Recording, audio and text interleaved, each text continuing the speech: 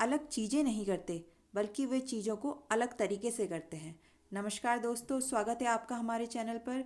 आज हम पढ़ेंगे उत्तराखंड का प्रथम जो अध्याय है उत्तराखंड का इतिहास, और इसमें करेंगे हम आज कवर जो करेंगे प्राग ऐतिहासिक काल। सबसे पहले मैं आपको बता दूं प्राग ऐतिहासिक काल होता क्या है।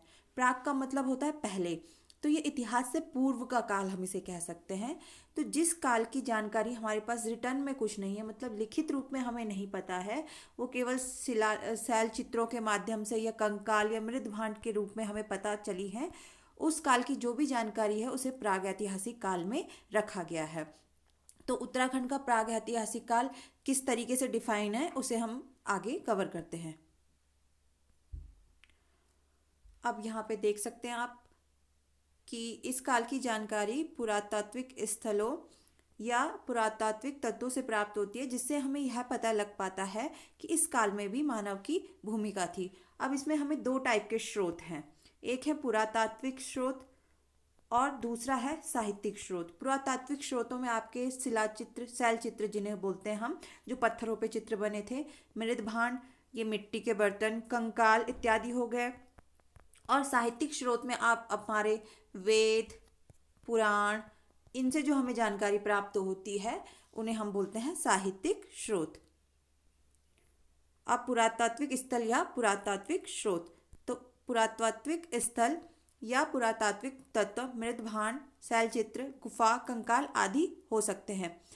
देवीधुरा चंपावत के हेनवुड नामक, ये देखिए आप, ये बहुत इंपॉर्टेंट एक नई चीज़ है। हेनवुड नामक जो व्यक्ति था उसने 1856 में उत्तराखंड के पुरातात्विक स्रोतों की खोज की थी। इसलिए उत्तराखंड पुरातात्विक स्रोतों की खोज का श्रेय हेनवुड को जाता है। उसने देवीधुरा के महापाषाणकालीन पुरावशेषों की खोज की थी। तो इस चीज़ को आप ध्यान रखेंगे।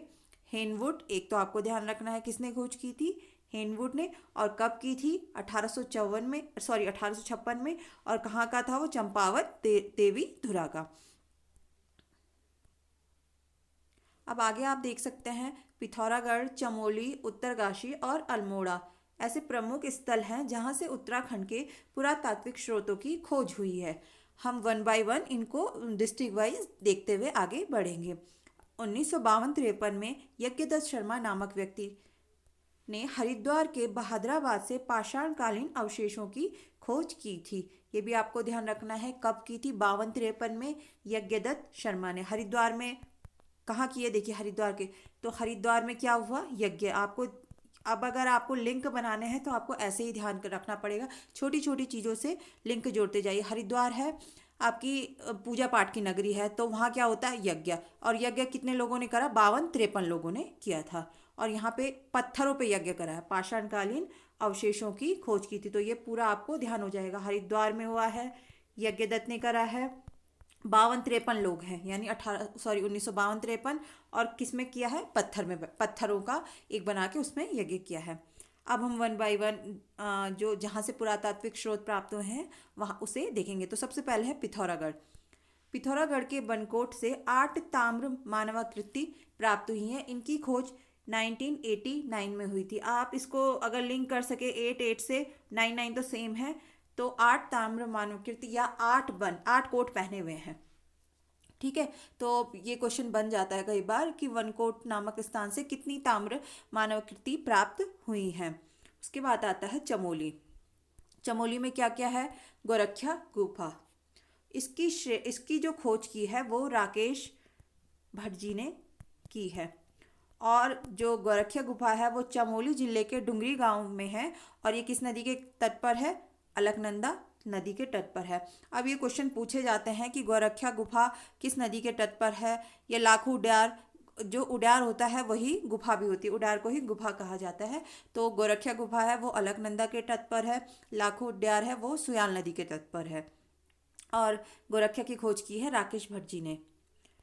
इस गुफा से लोमड़ी, भेड़, बारहसिंगा, मानव के 41 रंगीन चित्र प्राप्त हुए हैं, जिनमें से 8 चित्र मानव के हैं। तो आप देखोगे यहाँ पे जो जानवर हैं उनके चित्र ज़्यादातर प्राप्त हुए हैं। उसके बाद आता है मलारी गांव। यह गांव चमोली जिले के धौलीगंगा घाटी में स्थित है। इस गांव से नर कंकाल, मिट्टी के बर्तन तथा 5.2 किलो सोने के मुखावरण काले व धूसर रंग के चित्रित मृत भांड प्राप्त हुए हैं। तो आपको ये ध्यान रखना है 5 किलो या 5.2 किलो, 5.2 किलो मलाई से आप इसे ध्यान ध्यान रख सकते। तो मलारी गांव में क्या मिला है? 5.2 किलो सोने के मुखावरण। अब आप देखेंगे 2001-2 में गढ़वाल विश्वविद्यालय के शोधकर्ताओं द्वारा इस गांव के पुरातात्विक स्रोतों की खोज की थी। इसमें जो खोज की गई है वो 2 बार की गई है, एक तो 1983 में और दूसरी की गई थी आपकी 2001 और 2 में। तो जो मलारी गांव की खोज हुई थी वो 2 बार की गई थी और किसके द्वारा की थी? गढ़वाल विश्वविद्यालय के शोधकर्ताओं द्वारा। 1956 में शिव प्रसाद डवराल द्वारा यहाँ शवाधान, जहाँ शवाधान उसे बोलते हैं जहाँ शवों को दफनाया या रखा जाता है, शवाधान की भी खोज की थी। कहाँ की गई थी? मलारी में। और राहुल सांकृत्यायन ने इस शवाधान को खश जाति का बताया है। उसके बाद आता है हमारा किमनी गांव। तो किमनी गांव चमोली के थराली के पास स्थित है और यहाँ पे जो मिले हैं वो पशुओं के शैलचित्र हल्के सफ़ेद रंग के चित्रित हथियार भी प्राप्त हुए हैं और पशुओं के चित्र प्राप्त हुए हैं। उसके बाद आता है उत्तरकाशी। उत्तरकाशी के हुडली से हमें नीले रंग के शैलचित्र प्राप्त हुए हैं। तो मैंने नीली हुडली ही इसे याद किया था और मुझे वैसे ही याद हो गया था नीली हुडली। तो हुडली से क्या प्राप्त हुआ है? नीले रंग के शैलचित्र। और ये कहाँ स्थित है? यमुना घाटी में स्थित है। आपको मैंने बताया कि घाटी और नदियों के नाम भी आपको ध्यान रखने हैं क्योंकि ये क्वेश्चन अब पूछे जा रहे हैं। अब आगे आता है अल्मोड़ा जिले में। तो अल्मोड़ा जिले में है लाखों उद्यार या लाखों गुफा। इसकी खोज की थी 1968 में महेश्वर प्रसाद जोशी द्वारा इसे खोजा गया था।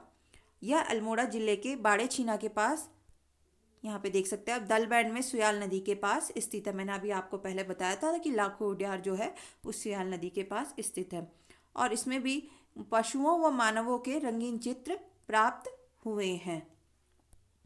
आगे हम देखते हैं इस गुफा के शैल चित्रों की तुलना मध्य प्रदेश में स्थित भीमबेटका की गुफा में प्राप्त हुए चित्रों से की जाती है। अब तो थोड़ा कम हो गया, लेकिन पहले यूकेपीएससी का फेवरेट क्वेश्चन था कि भीमबेटका की गुफाएं कहाँ हैं। तो वो है मध्य प्रदेश में। हमारे एआरओ प्रीलिम्स में भी ये क्वेश्चन पूछा हुआ था। तो आपको भीमबेटका की गुफाएं याद रखनी है। हम तो जहाँ पे भी हमें थोड़ा गुफा की शेप का कुछ भी दिख जाता था गाड़ी ड्राइव करते हुए, तो हम उसे भीमबेटका बोल देते थे और उसे मध्य प्रदेश का नाम दे देते थे। तो वो अभी तक हमेशा एज इट इज़ ऐसे ही मेमोरी में बना हुआ है। इसके साथ ही यहाँ नागफनी के आकार का भव्य शिलाश्रय भी प्राप्त हुआ है और सामूहिक नृत्य करते हुए मंडली के चित्र भी प्राप्त हुए हैं। कहाँ प्राप्त हुए हैं? लाखों उद्यार में। लाखों उद्यार से जो रिलेटेड जो इंपॉर्टेंट चीज़ है, एक तो सुयाल नदी ध्यान रखनी है। किसके साथ इसे कंपेयर किया गया है? भीमबेटका की गुफाओं से। नागफनी के आकार का भव्य शिलाश्रय भी प्राप्त हुआ है और किस में? सामूहिक नृत्य करते हुए मंडली के चित्र भी यहाँ। अब हम देखेंगे साहित्यिक स्रोत। तो सबसे प्रमुख साहित्यिक स्रोतों में सबसे प्रमुख धार्मिक ग्रंथ अभिलेख हैं, तो इनके बारे में हम विस्तार से बात करते हैं। सबसे पहला है वेद। जैसे कि हमें पता है वेद 4 प्रकार के होते हैं, ऋग्वेद, यजुर्वेद, सामवेद और अथर्ववेद, जिनमें से सबसे जो पुराना वेद है वो ऋग्वेद है और सबसे नवीनतम है वो है आपका अथर्ववेद। उत्तराखंड का सबसे ज़्यादा जो उल्लेख मिलता है वो हमें प्राप्त होता है ऋग्वेद में और इसमें उत्तराखंड को देवभूमि व मनीषियों की पुण्यभूमि कहा गया है।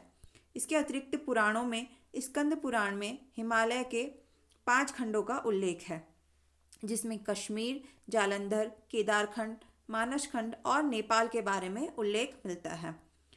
उत्तराखंड के गढ़वाल क्षेत्र को स्कंद पुराण में केदारखंड और कुमाऊं को मानसखंड कहा गया। इस मानसखंड से रिलेटेड अभी जो हमारी झांकी निकली थी 26 जनवरी को, उसमें भी एक अगर आपको उससे रिलेटेड कुछ फैक्ट पता है तो आप कमेंट बॉक्स में लिख सकते हैं और ये भी बता सकते हैं कि झांकी को कौन सा स्थान हमारा प्राप्त हुआ है। स्कंद पुराण में कुमाऊं क्षेत्र के लिए कुर्मांचल शब्द का प्रयोग किया गया है। इसके अतिरिक्त ब्रह्म पुराण और वायु पुराण में कुमाऊं क्षेत्र में गंधर्व, यक्ष, किन्नर, किरात, नाग आदि जातियों के निवास का उल्लेख किया गया है। तो आज की वीडियो में, आज की क्लास में बस इतना ही। मिलते हैं हम अब आपको अगली क्लास में। तब तक के लिए good luck, take care, bye bye.